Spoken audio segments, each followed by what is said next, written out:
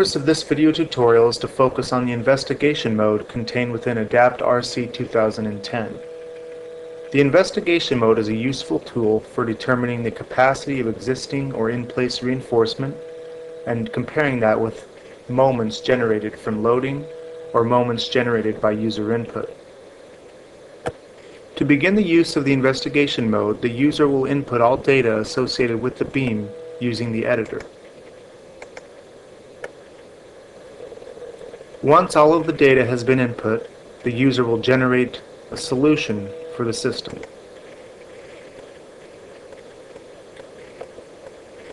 The solution for the beam system will include generated reinforcement, both provided and required. Once the solution has been generated by ADAPT RC, the user can go to Options, Investigation Mode, and here we see three modes. The first mode being Investigate Capacity for Still Provided.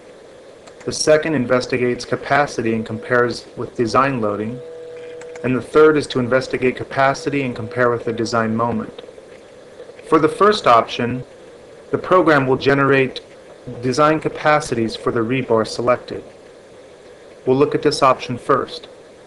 We say OK. We're going to edit the investigation data. And here we have tabular format for input regarding the rebar. We can select from required rebar, populate the tabular input for the required rebar generated from ADAPT RC. We can also generate the rebar from provided rebar. This is the rebar that the program actually provides in ADAPT RC. Or we can clear this and we can enter our own specific rebar.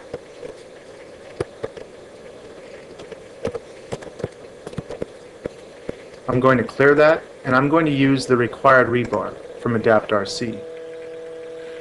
Notice that we have the tabular input for each span. I'll say OK. Execute the investigation mode. Once this is complete, we can view the results of the execution.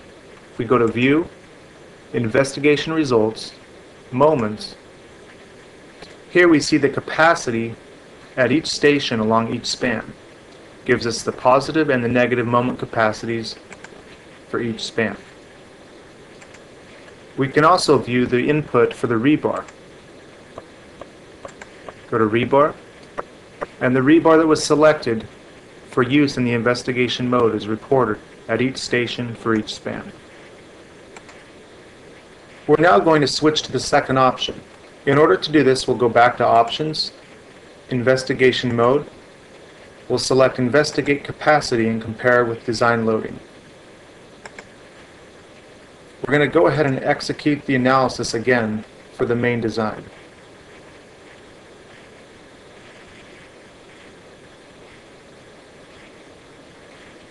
Once the analysis is complete, we can go ahead, we can enter the investigation data again. Here you see that the rebar that was selected the first round is still applied in the input table. We're just going to leave that as it is, say OK, and execute the investigation again. Once that is complete, we'll go back to View, Investigation Results. Here we have Moments, Rebar, and there's another selection, Deflections. For options 2 and 3, the program will also report deflections. If we go to Moments, we can see again that the capacity is shown. Note that the actual applied moment is not listed in this report. In order for the applied moment to be generated, option 3 has to be selected first and executed first, and then you can switch back to option 2 for the moments to be reported. We'll close that. Again, we can view rebar that was selected for use in the investigation mode. And then the third option is deflections. This reports the deflections at every station along each span and incorporates the use of the rebar to calculate those deflections. We'll now look at the third option available for the investigation mode. This is to investigate the capacity and compare this with the design moment. Select that option, say OK. We're going to run the analysis again for the main system. Once that analysis is complete, we're going to go ahead and edit the investigation data again. Notice now that we have two tabs. One is for the steel input, and one is for moment. For the moment, you can manually enter the moment for any station along each span, or you can generate the moment envelope from the solution of the main system. We're going to select moment envelope. We'll say OK, and we'll run that execution. If we go back to the view, investigation results moments, now we can see that the demand moment is shown along each span, and the capacity. The program will also report the demand capacity ratio for each span. If a change is made to the design loading or any other component within the main model, the user has the option to recall the moments and/or the still that they used in the previous run for the next investigation mode. We're going to go to the input of the main model, and I'm going to select the loading. And for my live load, I'm going to change the live load to 100 PSF for each span.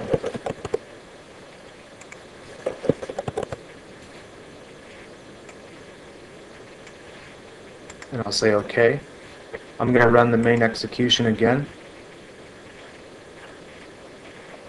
Once that has been completed, we're going to go back to the data for the investigation mode. We're going to keep the still as it was previous. This still is likely not sufficient for the new moments. So if we go to moment, and then we will hit moment envelope, notice that the moments increased. I'll say OK. I will run that execution. And if I view the results for the moments, you can see that my demand capacity ratio is over 1, meaning I'm overstressed in those regions. That's because we didn't change the rebar, we didn't update the reinforcement. We're going to close that. If we go back to the input, and now we're going to say from required, under the moments tab we'll leave the moments the same, say OK. Run the investigation mode again, and we'll go back to view, investigation results, moments, and we can see now that the demand capacity ratio is less than 1. This concludes the video tutorial for use of the investigation mode in ADAPT RC 2010.